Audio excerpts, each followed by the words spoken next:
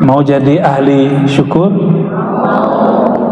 Maka berterima kasihlah kepada Allah di setiap nafas. Itulah umur kita. Dan di dalam Al-Quran, satu-satunya Allah bersumpah dengan umur, itu umurnya Sayyidina Muhammad sallallahu alaihi wasallam. La'amruka, begitu Allah berkalam di Quran, sungguh demi umurmu, demi umurmu. Tidak ada Allah subhanahu wa ta'ala bersumpah dengan siapapun di antara makhluk ini, manusia, Rasul, kecuali dengan umur Sayyidina Muhammad sallallahu alaihi wasallam. Umur, apa tadi umur? Satu hembusan nafasmu, hai Muhammad. Ya, umruka nafasun wahid. Maka jika mengikuti makna ayat itu, demi umurmu, hai Muhammad, maka Imam Abu Madian mengatakan, demi satu nafas yang kau tarik, yang kau keluarkan, itu Allah bersumpah begitu. Ya. Maka keluarlah kalimat ini. Apa kemudian kalau sudah sadar kita bahwa umur itu satu hembusan nafas, naik dan turun, masuk dan keluar. Fajtahid ayyakuna laka la alaika, maka berusahalah nafas itu nanti menjadi penolong, bukan menjadi,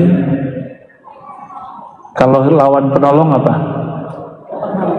Bumerang. Jangan jadi bumerang. Oleh karenanya Sayyidatuna Aisyah menyebutkan dalam hadis yang sahih bahwa kana Nabi sallallahu alaihi wasallam yadhkurullah ala kulli ahyani. Baginda Nabi Muhammad sallallahu alaihi wasallam selalu ingat Allah di setiap nafasnya. Kulla ahyani. Ahyan jamak dari hin. Hin itu waktu. Waktu itu adalah nafas kita. Jadi Nabi nafas naik, nafas turun. Itulah zikir yang disebut zikir anfas. Beliau selalu ingat Allah ketika menarik, ketika mengeluarkan. Pernah rep-repan nggak? Kecekek lagi tidur. Siapa yang nyekek? Itu bukan kiriman dari siluman, bukan sihir. Tapi itu Allah lagi kasih pelajaran. Nih, kalau orang sulit napas begitu. Maaf, ada yang asma nggak di sini? Tuh yang asma. Bener. Kalau lagi sesek gimana? Nggak bisa napas. Ada yang kena pandemi kemarin, kena virus, rasanya sakitnya. Saya setiap pandemi, ada berapa kali pandemi kemarin yang besarnya? 3. Tiga-tiganya Allah kasih saya hadiah. Hadiah nafas. Yang pertama, bangun-bangun kok sakit. Sakitnya bukan main. Ternyata Allah tegur saya. Dulu kami belajar namanya zikir nafas. Ada tekniknya, baca la ilaha illallah. Tapi saya sudah lama nggak mengamalkannya. Maka malam itu ketika nafas sedikit kayak sakit, masuk sedikit sakit, maka saya tobatlah malam itu, zikir istighfar, sholat tobat. Setelah sholat kita amalkan zikir anfas itu. Setengah jam berkeringat, sembuh. Alhamdulillah. Pas datang pandemi yang kedua, dipakai itu nggak bisa lagi, tekniknya sudah lain lagi. Datang yang ketiga, begitu lagi, lain lagi. Ternyata setiap zaman teknik zikir boleh berubah, tapi zikirnya nggak berubah. Dari dulu zikir la ilaha illallah, ya benar nggak? Allah Allah, hu Allah, Allahu. Itu bukan lagu India ya, Allahu Allahu, bukan. Itu zikir. Lafaz Allah, coba baca Allah. Saya orang Sunda bacanya Allah. Ya, itu bukan dia lam ketemu lam. Allah harus disambung, bukan mati dia. Allah ya. Secara huruf alif lam lam ha, secara huruf 4 ya, tapi ternyata lebih. Alifnya 1, lamnya 2. Setelah lam itu Allahnya panjang nggak? Allah, berarti sebenarnya ada alif, maka alif itu taruh di atas. Udah 4, ditambah hu ya, hu itu nama Allah juga ya. Apa dalil hu nama Allah? Hafal surat Al-Ikhlas? Hafal, bener? Ayo kita tes ini hafalannya. Kul huwallah. Katakan dia huwa. Waw itu tambahan, aslinya hu. Maka Allahu, wawnya tidak ditulis karena di depannya sudah ada. Sedangkan hu aja nggak ada depannya, maka ditambahkanlah waw. Maka jika aslinya zikirnya dikembalikan, wawnya hilang. Hu Allah, hu Allah, hu Allah. Coba sama-sama. Hu Allah, hu Allah, hu Allah, hu Allah. Sekarang baca Allahu-nya hidupkan. Allahu, Allahu, Allahu, Allahu. Allahumma sholli ala sayyidina Muhammad. Itu bukan lagi main-main. Orang yang tidak paham, walaupun dia orang Arab, kalau nggak mengerti ilmu huruf, akhirnya membid'ahkan zikir hu Allah ya. Coba baca ayat kursi, depannya aja Allahu la ilaha illa hu ya. Hu, bacanya hu, jangan huwa, kecuali disambung. Panjang nggak hu-nya? La ilaha illa hu. Pakai nafas nggak? Maka nafas terindah adalah nafas yang ada nama Allah Subhanahu wa ta'ala ya. Kalau Allah tidak beri kita nafas, bisa hidup nggak? Maka hubungan kita dengan Allah sedekat kita dengan nafas. Coba nafasnya di mana? Kelihatan nggak nafasnya? Yang kelihatan hidungnya ya. Hidung mah kelihatan, nafas mah nggak kelihatan. Yang kembang kepis paru-parunya, rusuknya, yang nafas nggak kelihatan. Nafas itu Allah gaibkan ya. Maka berusahalah setiap saat mengisi nafas dengan nama Allah. Itu Allah senang sekali, Allah ridha kepada orang.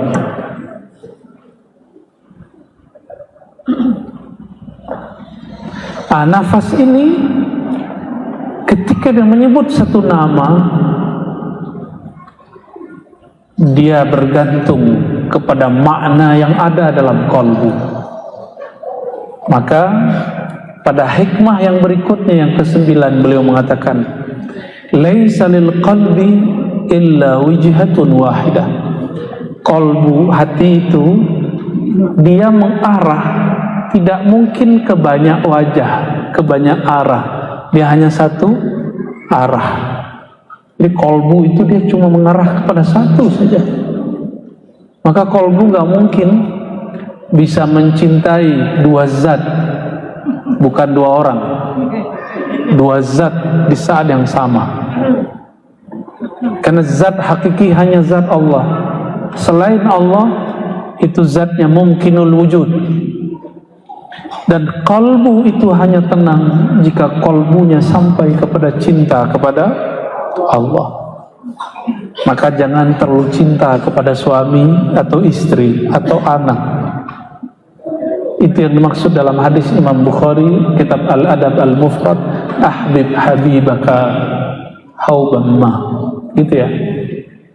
Kalau kamu cinta, sekedarnya saja, karena cintamu bukan untuk makhluk, cintamu untuk Allah Khalikmu. Kenapa Allah tidak ridha cinta kita kecuali kepadanya? Karena man ahabba syai'an kana abdan lahu. Ini bukan hadis ya, ini ungkapan hikmah.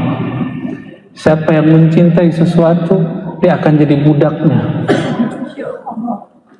Cinta duit, jadi budak duit. Cinta makhluk, jadi budak makhluk. Maka yang dicintai hanya Allah Subhanahu wa ta'ala. Jangan gagal paham ya, kita nggak bahas pernikahan. Saya lagi bahas bab mahabbah, bab cinta hakiki. Dalam hadis-hadis ilhami, ini bukan hadis qudsi yang bersanad. Ini kalam yang didengar oleh para aulia Allah ketika mereka mendapatkan pengalaman ihsaniyah atau syuhudiyah, menyaksikan Allah Subhanahu wa ta'ala. Bahwa Allah berfirman, kuntu kanzan makhfiyan, adalah aku perbendaharaan yang sangat unik dan tersembunyi. Kalau unik tersembunyi gak bisa dikenal. Tapi Allah mengatakan fa ahbabtu an u'rafa, hanya Allah yang boleh begini. Lalu aku senang dikenal, aku senang kemasyhuran, aku senang apa tuh, viral. Itu cuma Allah yang boleh. Hanya Allah yang boleh narsis, hanya Allah yang boleh sombong, hanya Allah yang boleh kagum ke dirinya sendiri. Maka jangan pernah kagum ke diri sendiri, ya. Jangan pernah kagum kepada diri, udah capek.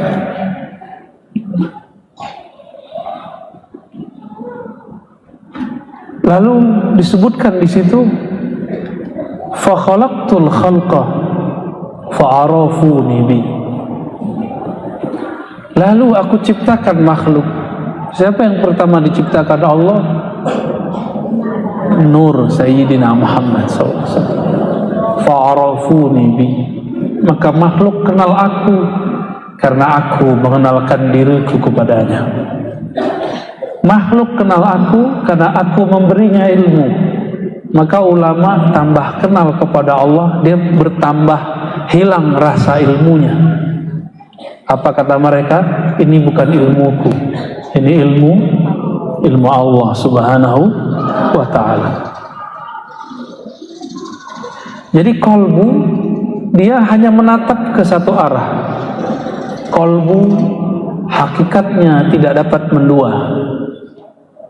Kalau dunia, dunia aja, Allah, Allah saja, makhluk, makhluk saja, khalik, khalik saja.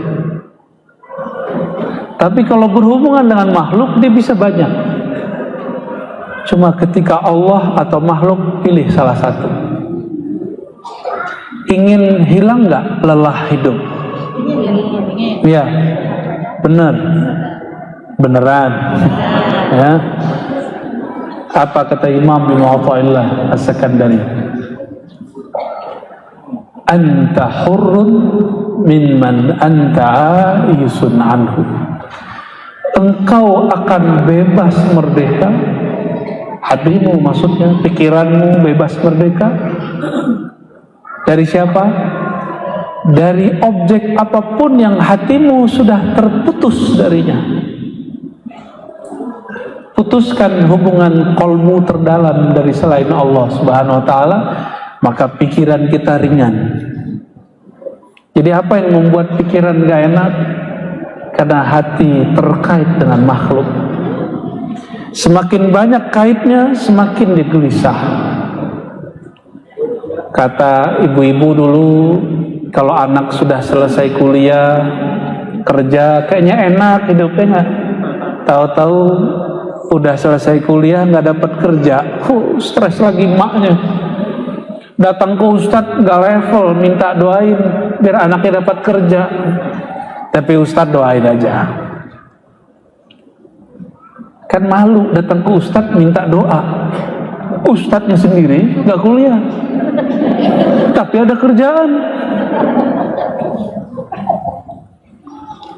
Yang paling parah datang ke dukun minta kaya, dukunnya kere. Dukunnya jualan jimat biar kaya, tapi dia sendiri dompetnya zong. Kan nggak pakai akal sehat tuh ya? Kita nggak anti dukun, karena ini ada yang lahir sama dukun kan, dukun beranak. Cuma karena dukun banyak, hati-hati pilih dukun ya. Ini lagi rame bab dukun kan kemarin-kemarin. Jangan menghina dukun, karena jangan-jangan bapak kita atau kita lahir sama dukun ya, nggak boleh ikut dukun ya. Semangat beragama, jangan menghilangkan adab, karena adab itu adalah agama tertinggi. Baru paham dikit la ilaha illallah, hajar orang ya, merendahkan orang itu nggak baik ya. Famatta tawajjaha ilaiha hujiba an ghairiha. Setiap kali kolbu menghadap kepada suatu objek, maka dia terhalang dari objek yang lain. Jadi kolbu kalau sudah melirik sesuatu, dia akan terhalang dari sesuatu yang lain. Ini cara gampangnya, kalau lagi main game, anak-anak kita main game di handphone, sapa, nyautnya nggak denger dia ya. Jangan dibanting handphonenya, kasihan handphonenya ya. Kenapa? Karena hati si anak sedang asik menikmati game-nya itu. Jadi sama orang yang sedang asik jangan dimarahi, tapi putuskan hubungan dia dengan benda yang dia sedang. Nah, maka anak-anak kalau ada makanan, minuman, ada mainan, yang dia pilih mana? Mainan. Kita sebagai orang tua mesti ngingetin anak bahwa dia perlu makan dan minum. Ada anaknya usus buntu, itu kurang minum karena dia asik bermain. Nah, jadi jangankan orang-orang dewasa, dari kecil kalau kita asik sesuatu kita meninggalkan yang lain ya. Allah itu maha pencemburu. Jangan pernah kolbu melirik kepada selain namanya ya.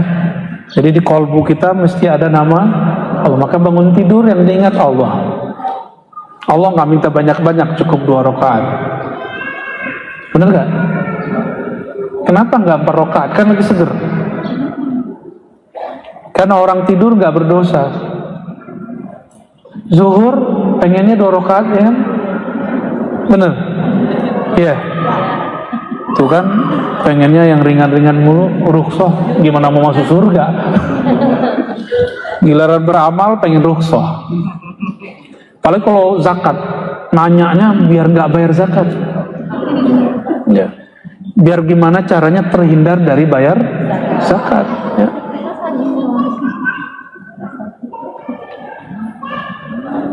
Iyyaka an tamila ila ghairillah fayaslubaka Allah Ta'ala lazzata munajati. Sholat subuh tadi nikmat atau masih ngantuk-ngantuk?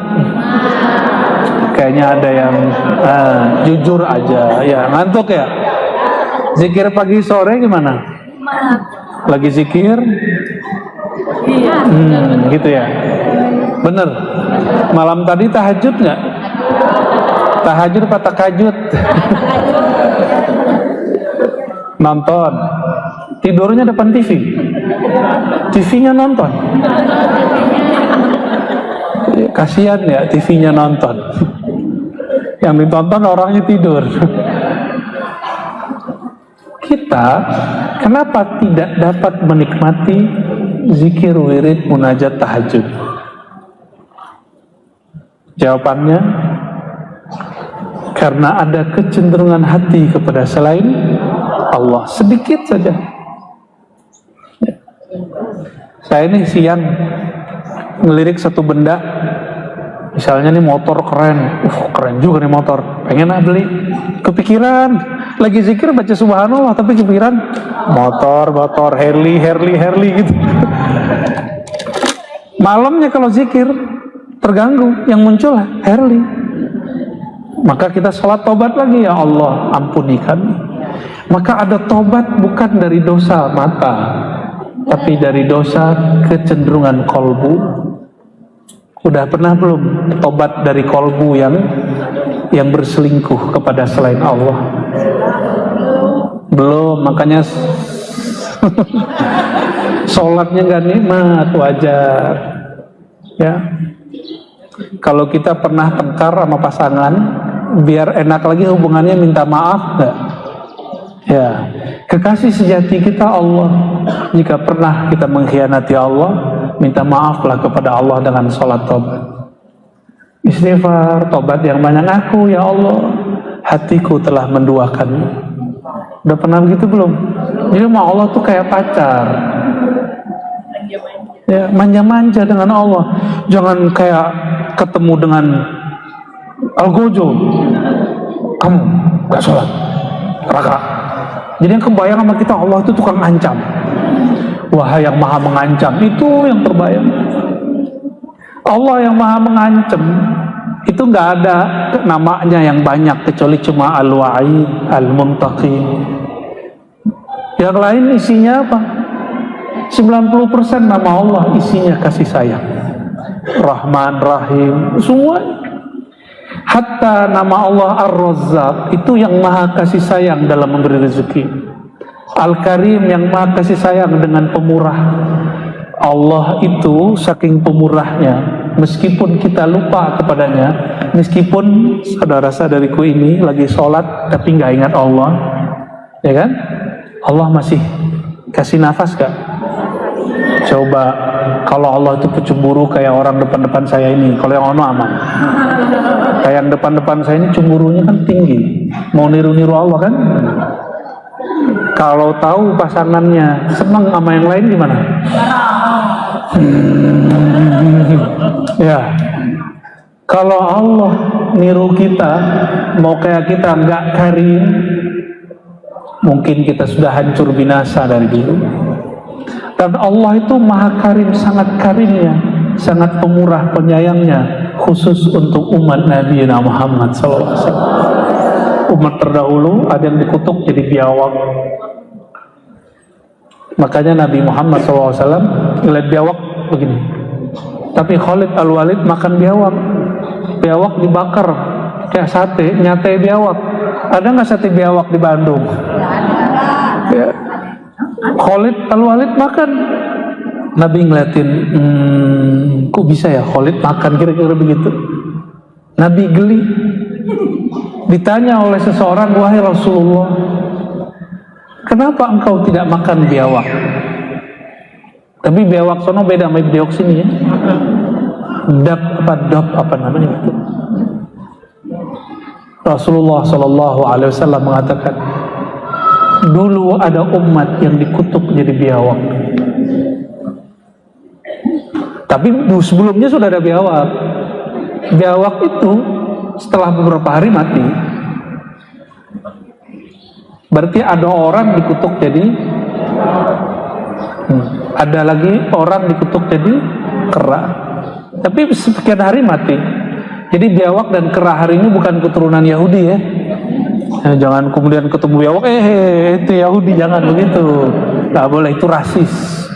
Orang Yahudi itu ada yang Muslim, ada yang musyrik, ada yang ngikutin agama lamanya, ada yang ekstrim, ada yang pluralis, ada yang toleransi, macam-macam mereka itu, bukan satu. Ya. Jadi kenapa kelezatan munajat hilang? Kata beliau, iyyaka an tamila ila ghairillah. Jauh-jauh jangan sampai hatimu cenderung sedikit saja kepada selain Allah. Kepikiran kerja aja. Jadi kerja itu cukup dijalani, gak usah dibawa ke sholat. Pikirkan tapi jangan kepikiran. Beda nggak? Kalau kepikiran tuh masuk ke hati, ke bawah mimpi. Teman kita naik, kita nggak naik. Teman kita laku, kita nggak laku. Teman kita viral, kita nggak viral. Apalagi ustadz, ini kayaknya ada para ustadz juga yang hadir nih. Ya, nggak usah cari viral. Cukup viralkan Sayyidina Muhammad sallallahu alaihi wasallam. Nabi Muhammad udah viral belum? Udah masyhur belum? Maka tidak ada sebenarnya kita memviralkan Nabi Muhammad sallallahu alaihi wasallam. Yang ada kita numpang viral dalam nama Nabi Muhammad sallallahu alaihi wasallam. Numpang masyhur nama Nabi Muhammad sallallahu alaihi wasallam. Nabi Muhammad sallallahu alaihi wasallam tidak hanya masyhur di YouTube, tapi masyhur di alam lain. Alam medianya pohon, alam medianya batu, hewan-hewan, di langit. Itu Nabi Muhammad SAW terkenalnya bukan main. Jadi kita nggak usah buat terkenal sendiri. Menumpanglah dalam kemasyhuran Rasulullah SAW supaya kita dikasih syafaatnya. Ya. Makanya Rasulullah SAW, kalau orang terkenal, artis gimana kalau lagi makan, ketemu fansnya gimana? Udah foto gitu kan? Sama. Nabi Muhammad SAW karena di zaman itu nggak ada foto, itu pohon-pohonnya Pak Rasulullah, terus pohonnya diluk. Assalamualaikum ya Rasulullah. Coba orang Bandung disapa sama pohon. Besok-besok aku jadi nabi. Aku adalah nabi. Al-Bandungi, Al-Gadungi. Gadungan itu namanya. Nabi udah selesai, nggak ada lagi nabi setelah Nabi Muhammad sallallahu alaihi wasallam. Cuma dapat pengalaman batin dikit, udah ngerasa jadi wali. Tunggu dulu. Pengalaman rohani itu bukan tanda kewalian. Wali itu artinya al-arif billah, orang yang kenal kepada Allah Subhanahu wa ta'ala. Udah kenal, kalau kenal gimana?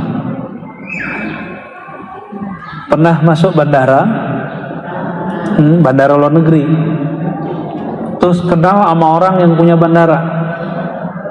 Kita diperiksa nggak? Di imigrasi nggak diperiksa. Dia teman-temanan nih, masuk langsung. Imigrasi akhirat itu pimpinannya Sayyidina Muhammad sallallahu alaihi wasallam. Orang yang nggak kenal dan dekat kepada beliau sallallahu alaihi wasallam nanti lama diperiksanya. Terus ngaku-ngaku, ya Rasulullah, aku umatmu. Rasulullah sallallahu alaihi wasallam nanti nanya, umatku dari mana? Buktinya apa? Termasuk yang hidung-hidungnya agak mancuk ke depan, mukanya agak brewok, terus aneh Habib, aneh zuriat Rasulullah, aneh zuriat ente wahai Rasulullah. Apa kata Rasulullah? Benar kamu zuriatku, buktinya apa? Nanti Rasulullah minta bukti. Apalagi hidung kita yang pesek-pesek ini, gimana mau aku zuriat Nabi Muhammad SAW? Ya. Kalau habaib lihat Nabi, hidung boleh, brewok boleh, ya. Apalagi kalau kita muka-muka begini nggak meyakinkan aku jadi Habib, jadi beb aja ya. Maka kita butuh penjamin. Butuh apa? Penjamin. Kami keluar dari Uzbek, teman saya pakai kopiah, tapi kopiah itu biasa dipakai sama orang Afgan atau orang Pakistan. Uzbek itu diapit oleh Rusia di utara, selatannya oleh Afgan. Afgan ini masih konflik. Teman saya pakai kopiah begitu. Kalau di kita kan biasa ya, tapi di Uzbek itu dianggap aneh. Saya pakai kopiah Uzbek, langsung lolos. 1 jam kita tunggu, teman kita ditahan di office. Kita lihat-lihat kok nggak muncul. Akhirnya teman kita yang bisa ngomongnya agak lancar tegas, mana my friend, my friend. Orang Sunda nggak bisa nyebut P ya, F ya. Akhirnya karena itu my friend, nah harus ada penjaminnya. Karena kita satu rombongan, oh you're fine, oke, dikeluarin langsung, dikasih paspornya langsung. Harus ada penjamin. Sudah punya penjamin belum? Ketika masuk ke imigrasi alam barzakh, di sono ada jenderal malaikat namanya Munkar dan Nakir. Dia punya tongkat, macam-macam kita, pung. Makanya muka kita begini bisa bukan bonyok lagi, mungkin hilang sebelah kali ya. Munkar Nakir nanya, man rabbuka? Lidah mau jawab Allah, tubuh bilang enggak, Tuhanmu bukan Allah, Tuhanmu duit, Tuhanmu popularitas, Tuhanmu follower ya, apa? Follower, Tuhannya pengikutnya. Akhirnya ada juga yang ustadz, level ustadz, Tuhannya yang di dalam amplop enggak, dalamnya. Bisa rusak hati cuma karena agak tipis-tipis dikit ya. Dilupa tidak ada langkah yang dia langkahkan karena Allah untuk fisabilillah, kecuali satu langkah itu Allah bangunkan istana surgawi. Jadi tajir dia nanti di akhir. Tenang aja. Kalau orang kaya, orang baru kaya kependekannya apa? Orkaya. OKB. Orang kaya baru. Kalau ke bendara, bajunya, dompetnya ditebel-tebelin kan, kartunya dibanyak-banyakin, udah gak zaman ya kan. Kalau handphonenya 3, lumayan tuh. Celananya Masya Allah, itu yang celananya gede ke bawah itu ya. Allahumma sholli ala sayyidina. Supaya disebut orang capek loh. Supaya disebut supaya itu capek. Hindari sekarang mulai ya. Mau ngaji hikam, kurangi mengikuti kata orang di luar, mulai ngikutin kata batin. Kita nggak nyaman, jangan siksa badan. Orang-orang hari ini supaya hidungnya agak nonjol dikit diapain? Itu, aduh, lihat nggak ini saya? Lihat, ini tadinya mau gede, kita mau biarin aja, ternyata gatel. Suntik doang sakit tuh bukan main. Gimana orang yang oplas ini tuh, gimana yang ngurangin rahang itu. Tapi karena ingin dapat pujian, kamu cantik ya, kamu keren ya, mereka mau. Kasihan ya, kasihan. Orang-orang seperti ini jadi budak popularitas. Kalau budak popularitas, berarti dia bukan budak Allah, toh? Orang ini selama-lamanya lelah. Taiba abdud dinar, lelahlah hamba selain hamba Allah. Ya. Jadi orang-orang yang hatinya ada kecenderungan sedikit saja kepada selain Allah, kelezatan zikirnya Allah cabut.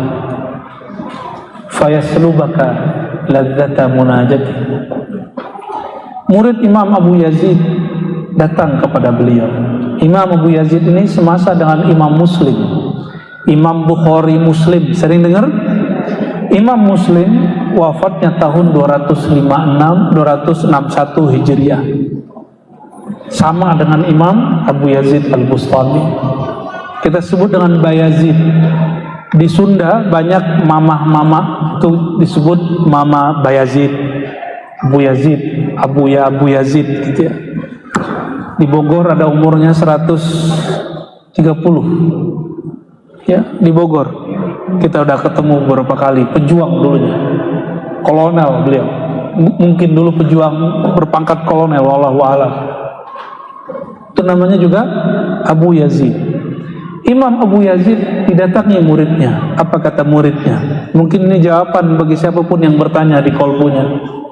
Pertanyaannya, ya Abu Yazid, wahai ayahanda Abu Yazid, kenapa ketika aku zikir rasanya tidak selalu menetap? Kadang nikmat, kadang tidak nikmat, benar? Kadang lezat, kadang tidak lezat. Bahkan beberapa waktu belakangan ini sulit sekali menikmati tahajud. Aku bangun tahajud tapi tidak menikmati tahajud. Aku zikir pagi sore tapi tidak nikmat. Aku datang manakiban, zikiran, istighosahan, wiridan, rotiban, tahlilan, khataman, khotam, semua nggak ada. Semua wirid, semua majelis lain tapi gersam. Apa kata Imam Abu Yazid? Wahai ananda muridku, jika engkau tidak merasakan lezat munajat di malam hari, berarti engkau berkhianat kepada Allah di siang hari. Mungkin hatimu pernah cenderung kepada selain Allah di pagi hari, di siang hari, di sore hari, maka malamnya Allah ambil. Nikmatnya udah gak ada. Tahu jawabannya jadinya? Kalau malam kita sudah cenderung kepada selain Allah, kalau siang ditambah malam, kira-kira gimana? Dulu di zaman Imam Abu Yazid belum ada TV, belum ada Netflix, belum ada YouTube. Maka mereka dulu gak ada gangguan apapun. Cuma terganggu karena kerjaannya, melihat lawan jenis, melihat orang-orang masyhur, pengen masyhur. Terganggu sedikit hatinya, malamnya tidak merasakan munajat. Terus gimana nasib orang-orang yang tidurnya di depannya TV, di tangannya YouTube? Gimana nasib orang-orang yang dihantarkan tidurnya dengan Netflix? Kita nggak ngelarang orang nonton yang baik-baik, tapi pinter-pinter memilih tontonan. Ya, kita nggak ngaramin nonton Korea kok ya. Apalagi Koreanya yang bajunya sopan-sopan, yang dulu-dulu kan banyak ya, yang di situ ada muatan-muatan pengetahuan. Nggak ada masalah, ya pintar-pintar. Allahumma sholli ala sayyidina Muhammad. Al-Basirah Tahqiqul Intiba, ini nanti kita jelaskan. Adarrul asya. Nah, apa yang membuat kita terganggu? Ini zaman dulu belum ada sosial media, belum ada gadget. Sesuatu yang mengganggu batin seorang hamba kepada Allah dulu ada 3. Ini dulu, jadi jangan heran ini berlaku sampai hari ini. Kenapa ada teman kita tambah ngaji tambah saklek, tambah ngaji tambah dablek, ya, tambah ngaji tambah teler, tambah ekstrim. Kenapa? Ternyata dari dulu sudah ada. Tambah ngaji tambah gak waras, ngomongnya gak jelas. Ternyata dulu sudah ada. Kata beliau, adarrul asya, teman guru lingkungan yang paling berbahaya untuk kolbumu ada 3 yang paling, masih banyak. Pertama, suhbatu alimin ghafil. Engkau berguru, engkau bergaul, mengikuti kajian guru, tapi kolbunya lalai kepada Allah.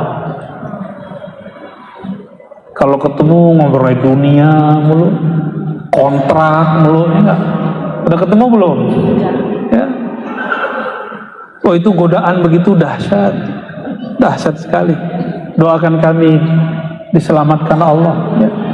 Di surat Al-Kahf Allah berkalam, wala tuti' man aghfalna qalbah.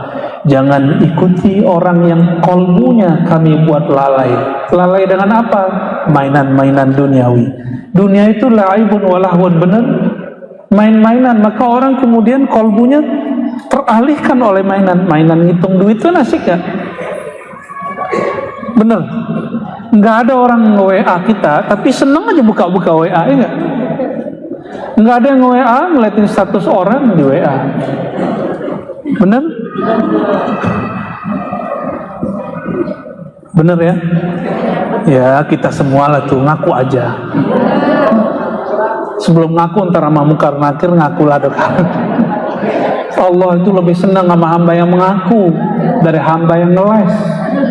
Orang ngaku itu disebut dengan tawab, yang bertaubat. Taubat itu pilarnya, satu mengaku, yang kedua menyesali, yang ketiga berusaha menghentikannya. Itu disebut taubat. Apa aja taubat? Ngaku dulu, ngaku itulah istighfar. Ya Allah ampuni dosa mataku, dosa telingaku. Hari ini akang-akang AA matanya sudah liar belum? Atau liar? Udah. Nanti sholawat pasti nggak nikmat. Harus istighfarkan dulu sebelum sholawat. Kalau nggak nikmat nanti. Saya pernah mata ini nggak dijaga, mandang orang remeh. Paling ilmunya segitu doang. Jadi ujiannya mu'allim guru bukan maksiat syahwat semata. Di atas itu lagi ada ujian merendahkan orang. Makomnya paling segitu doang. Wah, kayak kita makomnya tinggi aja ya. Habis itu kita sholawat nggak ada rasa. Sholat nggak ada rasa. Habis sholat mikir-mikir, ya Allah kenapa. Bertanya ke dalam hati, hati ngomong, kau tadi memandang seseorang yang alim, tapi engkau merendahkan kealimannya. Maka ada namanya bertobat dari merasa alim, merasa berilmu. Udah pernah belum? Bertobat dari merasa berilmu. Itu tobat saya tiap hari. Ya Allah ampuni aku karena merasa lebih alim. Maka cara saya menghindari debat. Hindarin debat, insya Allah. Tapi kalau orang datang ke depan ya kita nggak nolak. Lo jual gua beli.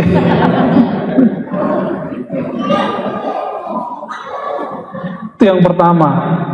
Jadi berguru tapi gurunya punya kolbunya lalai. Itulah asbabnya. Kenapa ngaji itu hambar. Akhirnya dulu saya masih ingat 5 tahun lalu saya buka pengajian di satu tempat. Kata ibu-ibu, Ustadz jangan serius, wajahnya serius amat. Ya Allah, emang wajahku serius. Ustadz tuh yang ceramah tuh yang bikin kita ketawa kayak. Baik bu, ibu mau nangis ya? Gitu. Masa sih? Lebih asik nangis bu daripada ketawa. Karena ketawa mengeraskan kolbu, tapi menangis melembutkan kolbu. Benar, kita ngaji hikam, penutupan hikam kita bawa zikir dan muhasabah. Alhamdulillah. Besok-besok nggak saya kasih tiap minggu, kasihnya sekali sebulan. Ya. Kenapa? Karena dulu nantang begitu, biar dia rindu mencari ilmu zikir kemana-mana. Alhamdulillah. Ya. Jadi nggak mesti ngaji itu ketawa-ketawa. Ngaji yang dahsyat itu yang bergetar di kolbu, merinding di bulu roma.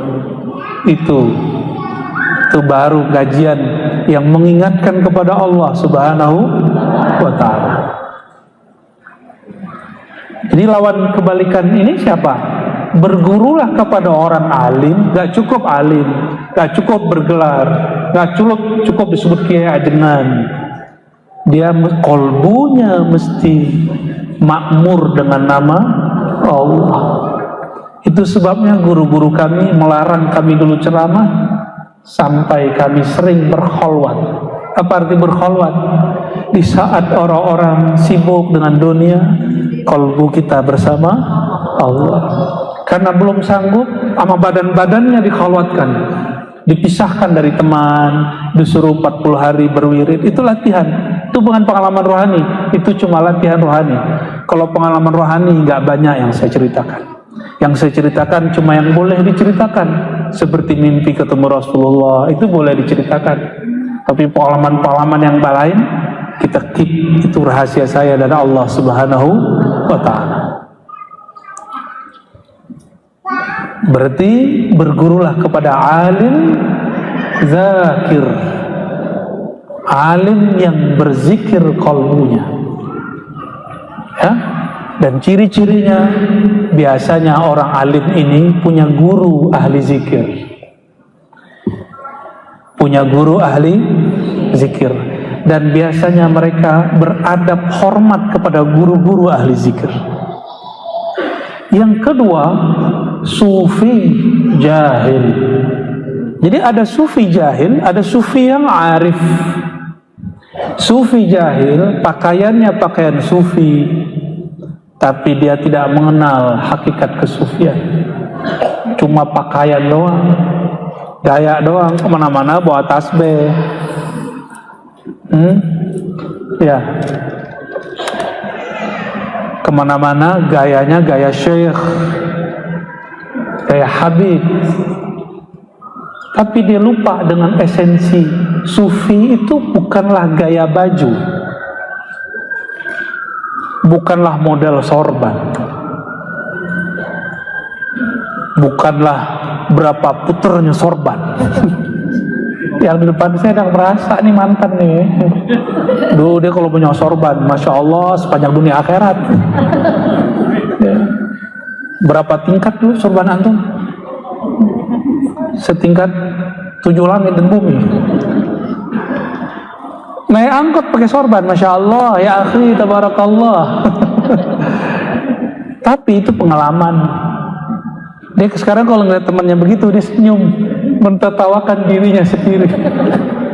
Bukan ketawain orang lain, ya, ketawain dirinya sendiri. Enggak apa-apa.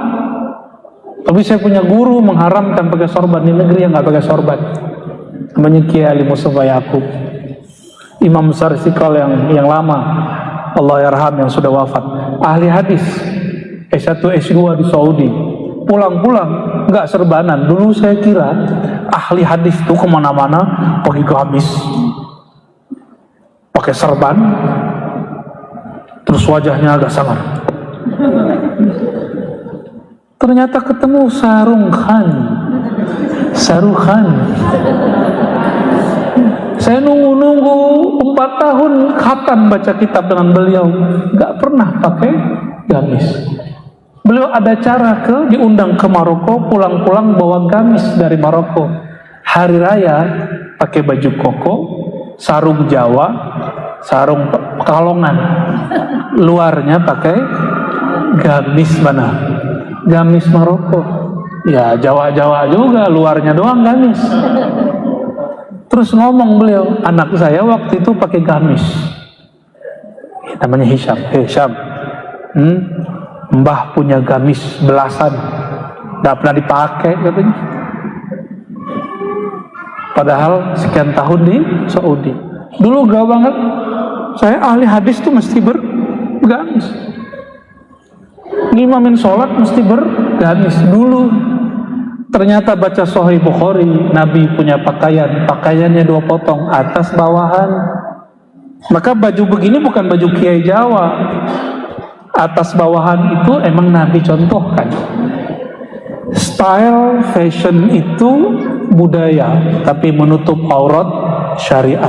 Bisa bedakan? Coba ulangi. Style, model, apalagi fashion, apalagi tuh? Fashion. Itu budaya. Tapi kalau nutup aurat itu syariat. Paham? Ya? Modelnya apa aja boleh. Yang penting nutup, tidak transparan, tidak ketat, tidak menyerupai lawan jenis di negerinya.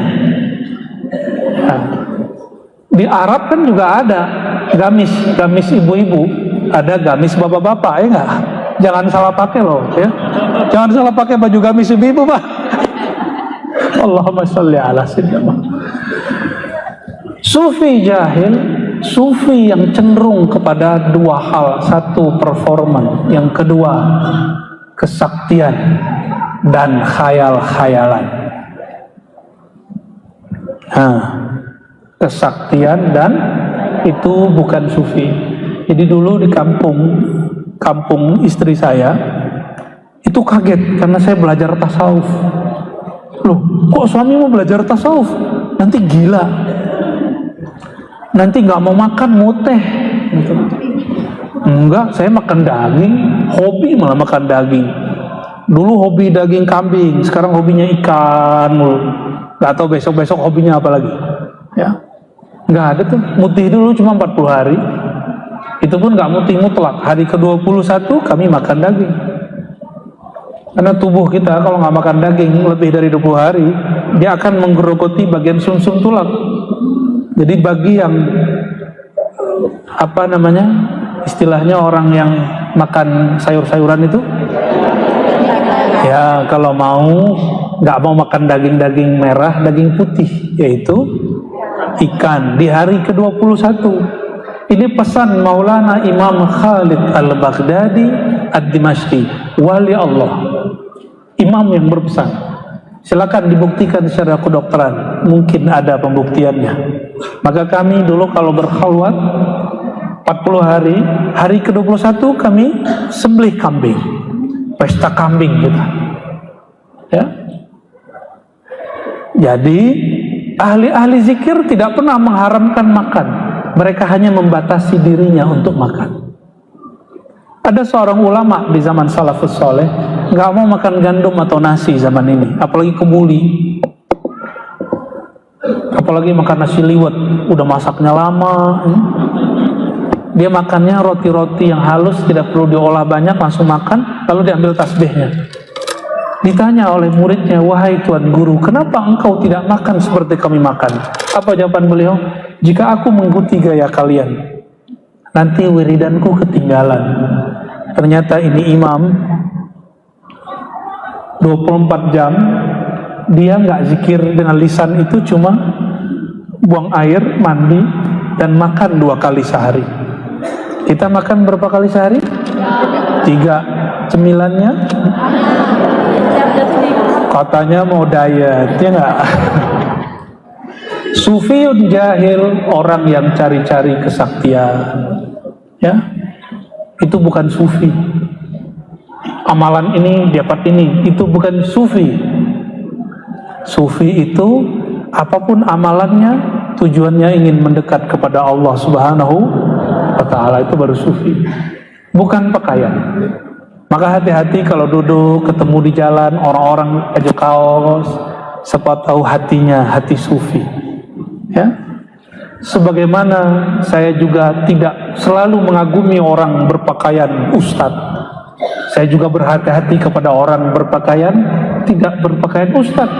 Siapa tahu kolbunya lebih ustadz daripada kita, lebih ajengan daripada kita. Ya, mulai hati-hati kita.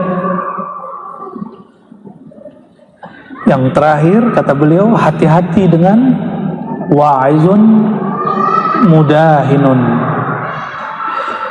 orang penceramah yang membual, yang banyak minyak-minyaknya. Kalau bahasa aslinya mudahin itu yang terlalu banyak bumbunya, terlalu banyak ketawa-ketawanya, atau terlalu banyak bawa cerita-cerita palsunya. Dulu masih ingat nggak zaman ada majalah-majalah orang bangkit dari kubur, itu tuh jangan sebut ya, ntar marah yang punya. Ya, masih ingat gak? Ya, cerita-cerita begitu dulu laku. Ini zaman sudah beda. Siapapun yang Allah takdirkan menjadi mu'alim, guru, ustadz ajengan, mulai ngajar pakai kitab, gak usah malu. Kalau mau bawa kitab, beli tablet. Ya, kalau males apa nggak sanggup beli tablet, gimana dong? Doa aja deh. Allahumma sholli ala sayyidina Muhammad. Kurangi 3 ini. Kata Imam Nawaillah,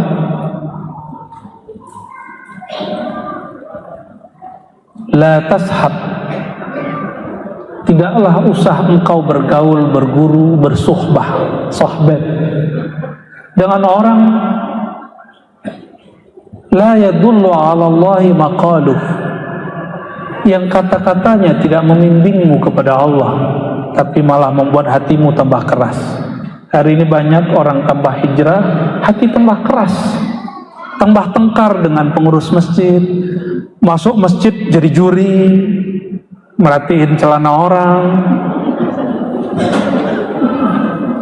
Kasihan ya. Tambah hijrah, tambah jauh dari saudara-saudaranya. Apa kata orang tuanya? Jangan ganggu kami, ini amalan orang tua kami. Kata dia, dibawalah satu ayat.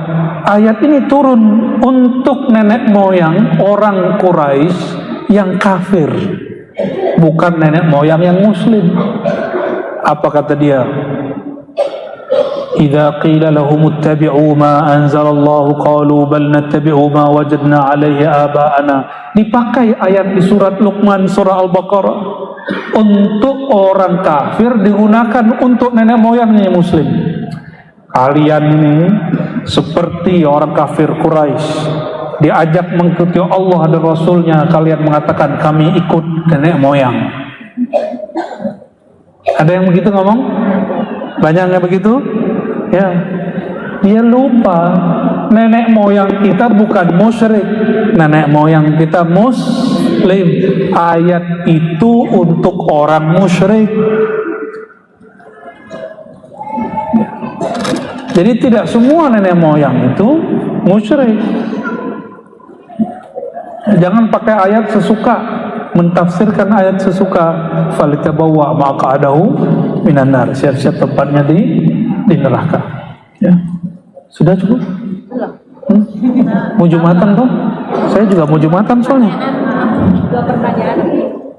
Oke. Baik. Apa katanya?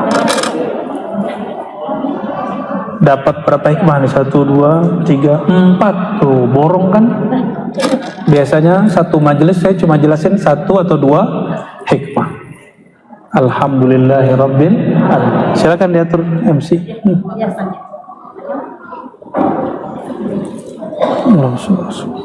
Ya baik, terima kasih Abu ya. Persilakan kepada jemaah mungkin ada pertanyaan dan kita batasi hanya untuk 2 pertanyaan saja. Tapi sebelum menyampaikan pertanyaan, kembali saya ingin mendengar dari suara dari Bapak Ibu semuanya. Albis Group berkah sejagat raya. Sekali lagi Bapak Ibu mohon izin. Oke, kesini ada yang ngacu juga ingin kembali dengan suaranya. Izin apa ya? Baik, Albis Group berkah. Hatur nuhun, terima kasih. Dan saya izin hanya satu dari ikhwan yang ada di ujung sana yang mengenakan hijab warna hitam. Baik, izin saya menuju ke arah sana. Ya, baik, silakan Ibu. Silakan sampaikan nama dan asal daerah mana. Mungkin bisa lebih mendekat ke arah saya.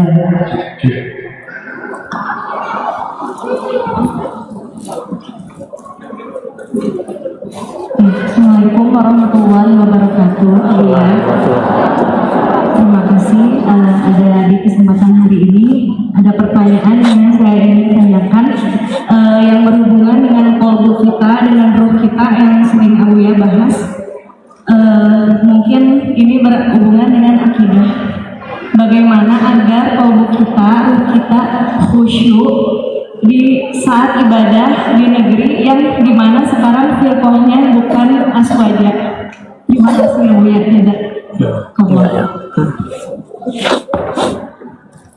Ya baik, terima kasih Teteh sudah menyampaikan pertanyaannya, tapi lupa menyampaikan namanya siapa. Teteh, terima kasih. Dan kita akan langsung menuju ke pertanyaan kedua. Ya, pertanyaan yang kedua, izin. Oke, bismillahirrahmanirrahim. Oke, Bapak, biar kompak Bapak izin bawa tangannya 1, 2, 3, cuy. Ya, boleh bagian kanan yang sebelah tengah.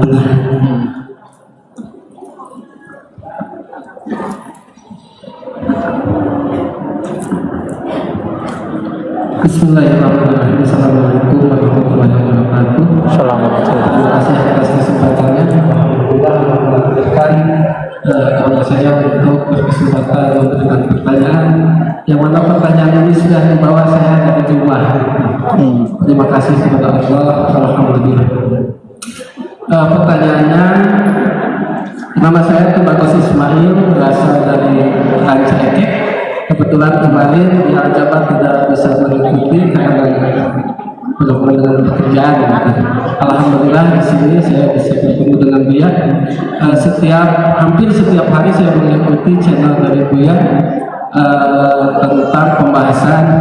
Kalau dulu itu lebih dalam lagi tentang ruh, tapi dari sana dari pembahasan tentang ruh ada suatu pertanyaan yang mungkin ingin saya tanyakan, yaitu tentang apakah yang dimaksud dengan tiupan ruh itu di makna penciptaan atau bagaimana, dan hakikat ruh itu pada diri manusia. Ketika kata Buya pernah saya mendengar tidak berdiri, tidak diam dalam tubuh, tapi ta'aluk. Dari sana saya ingin lebih jelasnya lagi penjelasan tentang ta'aluknya ruh terhadap jasad. Baik.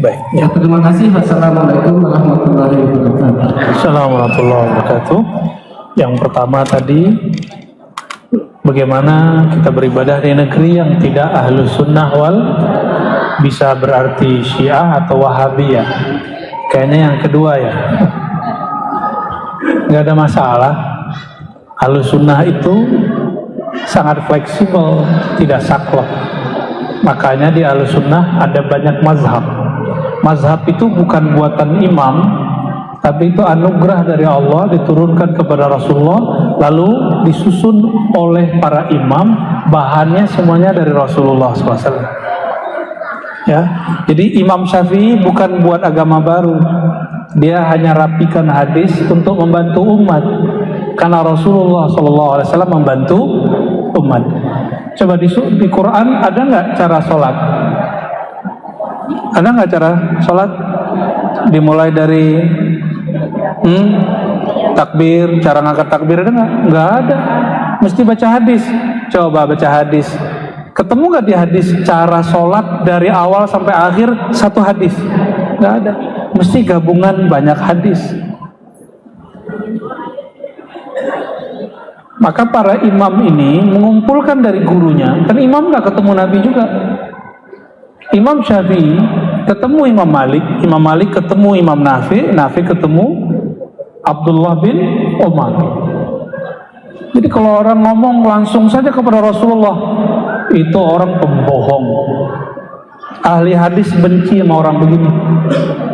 Ya. Jangankan kepada Rasul Sallallahu Alaihi Wasallam, ahli hadis itu paling geram kalau ada orang ngomong ini, guru saya Sianunya udah meninggal. Ditanya, kamu lahir tahun berapa? Kapan ketemu Sianu? Ternyata dia klaim itu berguru kepada si Fulan, orang itu udah meninggal. Sekarang ada orang mengatakan langsung saja kepada Rasulullah. Rasulullah wafat tahun 11, dia hidup 1444. Mungkin nggak langsung ke Rasulullah? Nggak mungkin.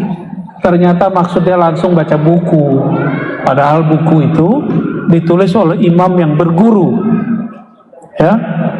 Jadi nggak ada masalah. Nanti konsultasi kepada ustadznya ketika Anda berangkat umroh kah, atau sedang melancong ke Iran, nggak ada masalah. Sangat fleksibel, ya.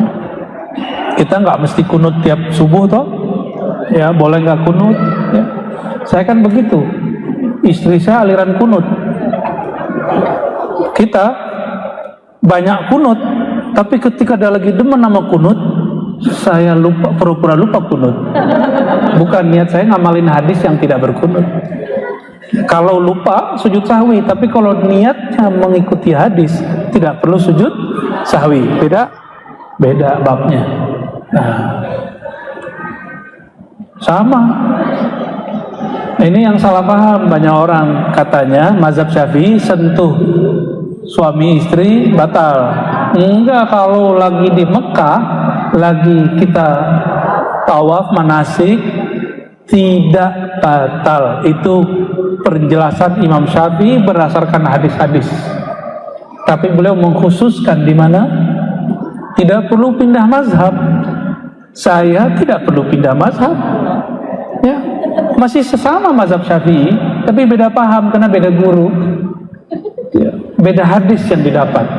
Jadi mazhab fikih kita sangat kaya. Nah, jadi nggak usah khawatir, walaupun berbeda faham, beda akidah dengan Wahabi kah, Syiah kah. Para imam kita sepakat mengatakan sholat di belakang ahli bid'ah itu sah. Sholatu khalfal mubtadi' sahihah. Sholat di belakang ahli bid'ah sahih, sah. Jadi tidak perlu diulang sholatnya, nikmati aja. Ya.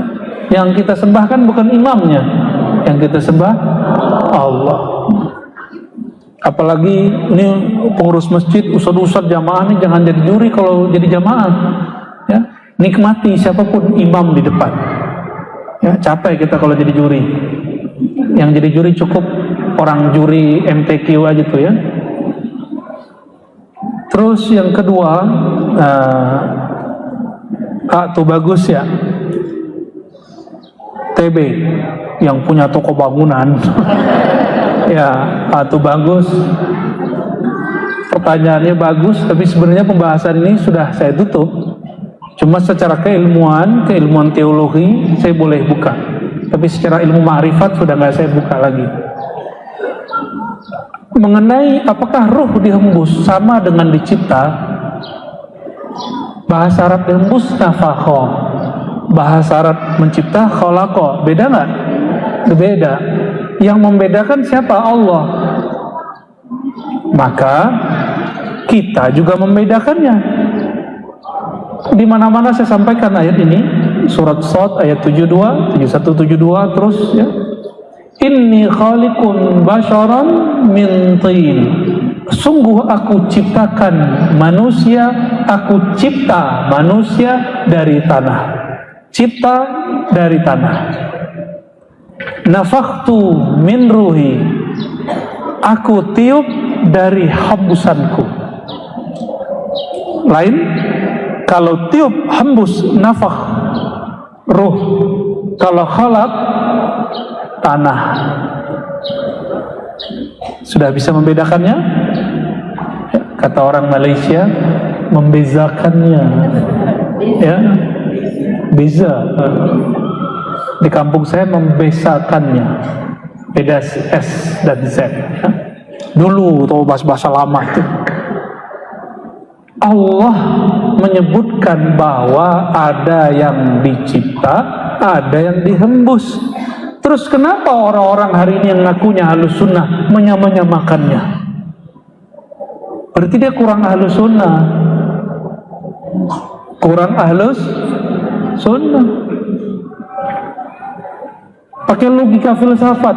Loh, filsafat itu diimpor oleh Al-Farabi dari Aristoteles. Itu bukan orang Garut itu ya. Bukan orang Bandung juga, itu bukan. Aristoteles. Dia buat logika untuk berdebat. Al-Quran bukan untuk berdebat. Maka logika itu nggak berlaku. Apa logikanya? Kalau tidak dicipta, mencipta dong. Kalau tidak makhluk, kholik dong. Itu falsafah. Saya juga dosen filsafat 7 tahun. Ngerti juga yang begitu-gitu. Enggak, jangan terjebak. Jangan terjebak di bagian itu. Oke? Allah mengatakan apa? Aku cipta manusia dari tanah. Setelah sempurna penciptaannya, aku hembuskan. Jadi penciptaan itu dari tanah. Kalau hembusan dari ruh. Ruh bukan zat. Ingat, ruh bukan zat. Jika ruh tidak menempati tubuh, apalagi Allah. Jika ruh nanti meninggal, tidak ada yang tersisa dari ruh di badan. Coba potong kuku, ruhnya kepotong nggak? Enggak. Coba Bang Damas, ruhnya keluar nggak? Enggak. Apabila Allah meniupkan ruh, bukan berarti ada zat yang berkurang dari zat Allah. Itu ajaran sesat. Kalau ilmu akidah tuh ngomong sesat salah, sesat salah. Dalam ilmu tasawuf nggak ngomong begitu. Kurang tepat, sangat tepat. Baik, kurang baik. Nah, saya cuma ngomong nih, saya tinggalkan bab debat. Ya, orang yang mengatakan kalau ruh tidak dicipta, berarti dia pencipta. Itu orang kurang tepat memahami Al-Quran. Ya, Al-Quran filsafat, pilih mana? Nah, Al-Quran membedakan khalaqa dengan nafakha. Lalu ada orang nyamainnya. Ikut yang mana? Ikut filsafat orang itu atau ikut Quran? Ya. Maka ulama kita, kata ruh di dalam Al-Quran itu puluhan. Kadang berarti jiwa, kadang berarti rahmat, rauh, kadang berarti amrullah, rahasia Allah, kadang berarti wahyu, Quran, macam-macam di Quran. Kalau ada orang mengatakan ruh itu dicipta, di Quran dikatakan auhayna ilaika ruham min amrina, aku wahyukan kepadamu ruhan, ruh. Jika ada orang mengatakan ruh dicipta, dia sudah membatalkan akidah Ahlussunnahnya bahwa Al-Quran wahyu, ruh Quran tidak pernah dicipta. Ini ada Ustadz Ahlussunnah ngakunya, Singa Aswaja ngakunya yakin Quran tidak dicipta, tapi bahas ruh gagal. Apa kata dia? Ruh dicipta. Dia lupa, ini tanda nggak hafiz Quran juga, bahwa di Quran ada lafaz ruh, maknanya Quran.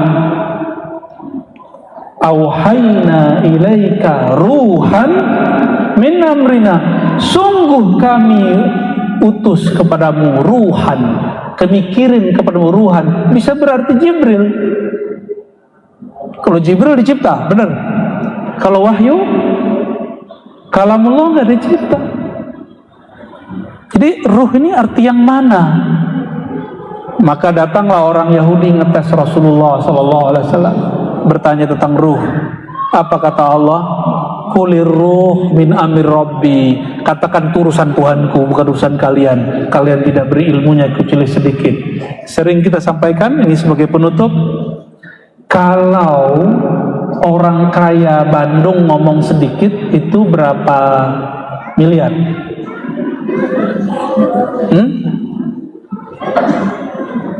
Berapa miliar? Orang tajirnya Bandung nih ngomong dikit, batuk dia sudah 10M. Ya, batuk doang. Gimana kalau berdahak? 20M. Gimana kalau dia muntah? Itu baru dikitnya orang kaya. Orang kaya ngomong dikit, batuk 1M, bayangin coba. Cuma pencet-pencet doang di tangannya. Udah ketemu sama orang kaya di dunia begitu. Saya udah ketemu, banyak ketemu begitu. Ada orang yang pusing dengan kemiskinannya. Udah ketemu belum dengan orang yang pusing sama kekayaannya? Saya udah ketemu beberapa orang, unik-unik itu orang. Ajib, luar biasa. Batuk 1M, kalau berdahak 10. Allahumma sholli ala Sayyidina Muhammad. Kalau makhluk tajir ngomong sedikit itu 1M. Sedikitnya orang tajir. Yang maha tajir di alam semesta siapa? Kalau Allah bilang aku tidak beri kamu ilmu tentang ruh kecuali sedikit. Sedikitnya Allah berapa? Sudah pernah keliling dunia belum? Keliling Bandung aja saya belum.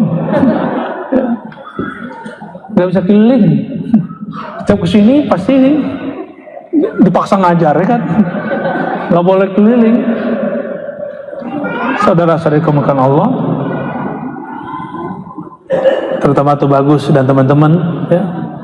Dulu di tanah Sunda ini ada namanya Syekh Abdul Muhi Pamijahan. Ini Syekh Imam orang Jawa sebenarnya, tapi besarnya di Sunda. Beliau ini pakar ilmu ruh. Ya, saya pernah berkunjung waktu rihlah ke Bandung tahun lalu, ketemu seorang kiai, dia nyimpen dari moyangnya tulisan tangan lama, sudah berumur mungkin ratusan tahun, isinya tentang kajian ruh, pakai bahasa Sunda. Ini tanda orang Sunda juga punya peradaban ruhani. Cari itu, silakan dicari, ya, cari aja sendiri. Ya, Syekh Abdul Muhi Pamijah, silakan ke sana. Itu murid langsung dari Syekh Abdul Rauf As-Sinkili, ya, dan juga pernah langsung ke Mekah ketemu dengan Imam Qurani, gurunya Syekh Abdul Rauf. Ke Baghdad, kemana-mana beliau, ya. Silakan, beliau bertorikot Qadiriyah dan Syatariyah, begitu juga Kholoti, ada macam-macam. Cuma yang masyhur torikot ruhani, torikot ruhnya, yaitu Syatariyah. Maka banyak simbol-simbolnya. Silakan dicari-cari ya. Semoga ketemu. Kalau nggak ketemu balik sini aja ya. Nanti kita buka-buka dikit-dikit. Kemarin kita buka dikit, banyak yang nggak seneng, ya kan? Tapi yang seneng banyak juga ya. Alhamdulillah. Gimana nggak seneng? Yang nggak seneng justru orang yang nganggap dirinya kiai dan ustadz. Saya dikritik keras. Apa kata mereka? Saya hargai mereka. Mungkin bentuk sayang kepada jamaah. Cuma maaf, bagi saya jamaah nggak bodoh-bodoh amat. Kajian berat begini kok dibuka di kalangan umum? Saya nggak buka kajian berat, saya buka kajian yang diperlukan oleh ruhnya mereka. Maka orang-orang walaupun dia nggak kuliah tinggi, nggak nyantri, pasti seneng, nyaman dengerin kajian itu. Tuh yang nyantri berapa orang di sini? Santren kilat, nggak banyak kan? Pasti ada beberapa yang nyantri. Tapi kalau sudah bahas ruh, semuanya senang. Kenapa? Paham nggak paham, ruhnya paham. Karena pahamnya ruh tidak ada ibaratnya. Kalau masih bisa dikata-katakan, itu belum ruh, itu masih di kolbu, masih di sir. Maka yang saya buka ini, itu masih bahasa kolbu tentang ruh. Belum bahasa ruh itu sendiri. Karena kalau bahasa ruh itu tidak berhuruf dan bersuara. Ya, jadi ini masih kulit-kulit, bro, ya. Sis, bro kiai, sis nyai, saya tidak buka mutiara yang terdalam. Ini masih yang kulit-kulit yang ada di kitab. Bisa kita pertanggungjawabkan semua. Termasuk kajian dulu, kajian nama ruh, itu ada semua di kitab. Ada semua. Orang dulu nyebutnya isim Ali, nama langit, nama bumi, nama hakiki, ya. Tapi karena orang nggak mau lagi, ya sudah kita tutup. Kita tutup, sudah nggak ada lagi kajian ruh, kajian nama ruh udah nggak ada kan? Udah nggak ada, saya udah tutup. Nggak ada lagi, ya. Nggak tahu kapan lagi dibuka. Allahumma sholli ala Sayyidina Muhammad.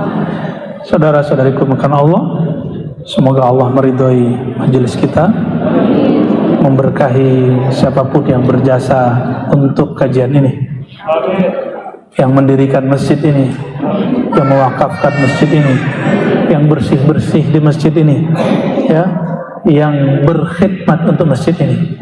Semoga Allah berkahi semua. Ila ruhin Nabi sallallahu alaihi wasallam wa ila arwahi al-anbiya wal mursalin wal anbiya wal awliya wal ulama وآبائنا وأمهاتنا والمسلمين والمسلمات في مشارق الأرض ومغاربها والواقفين لهذا المسجد والمعمرين. الفاتحة.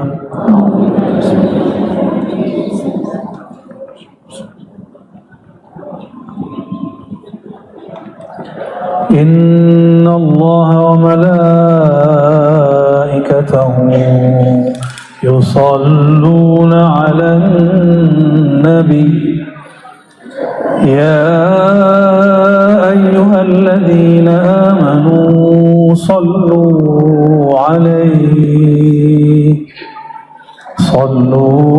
عليه وسلموا تسليما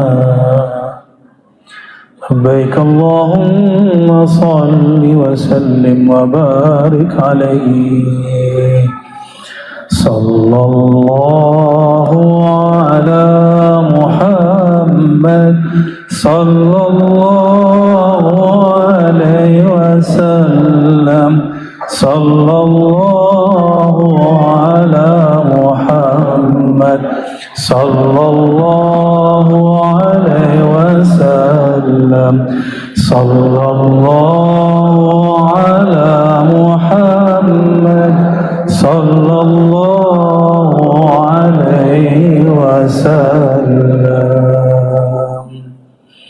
اللهم يا الله يا رحمن يا رحيم يا كريم يا رب سيدنا Muhammad.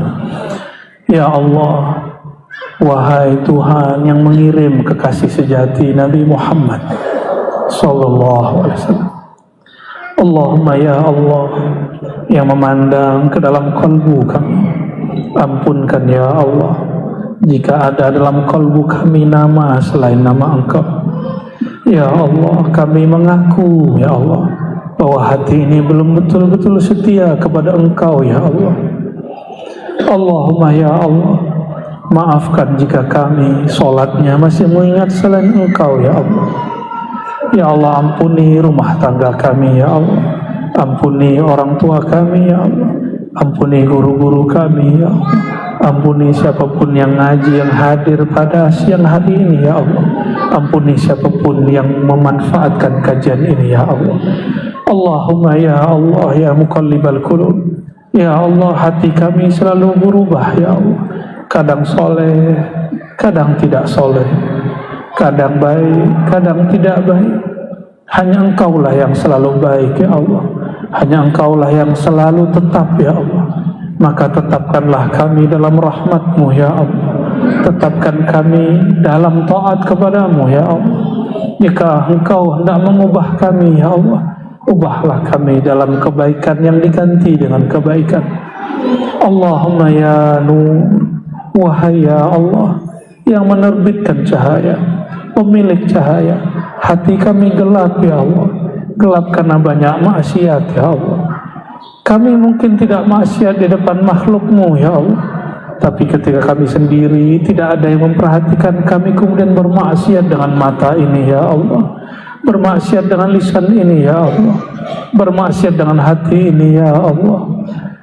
Allahumma ya Allah ya Ali, ya Ali, ya Halim, Engkau maha tahu semua aib kami ya Allah. Mau kami lari kemanapun ya Allah, Engkau tahu semua kesalahan kami ya Allah.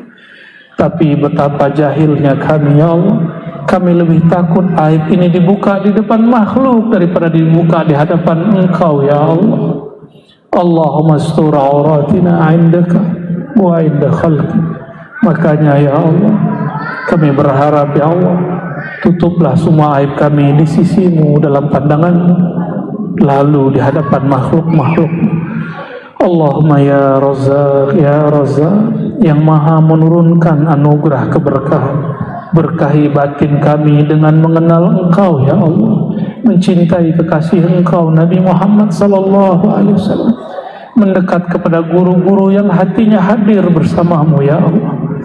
Berkahi kolbu kami dengan menyebut nama Engkau ya Allah, berkahi akal fikiran kami untuk bertafakkur ya Allah, berkahi zahir kami dengan rezeki yang halal ya Allah, berkahi tubuh kami dengan kesehatan ya Allah, berkahi anggota tubuh kami dengan ketaatan bukan kemaksiatan ya Allah. Allahumma rabbana atina fid dunya hasanah wa fil akhirati hasanah wa qina adzabannar. Ya Allah, kami memohon kebahagiaan di dunia ya Allah, kebahagiaan di akhirat ya Allah, bihaqqi Sayyidina Muhammad sallallahu alaihi wasallam, dengan kemuliaan baginda Nabi Muhammad sallallahu alaihi wasallam.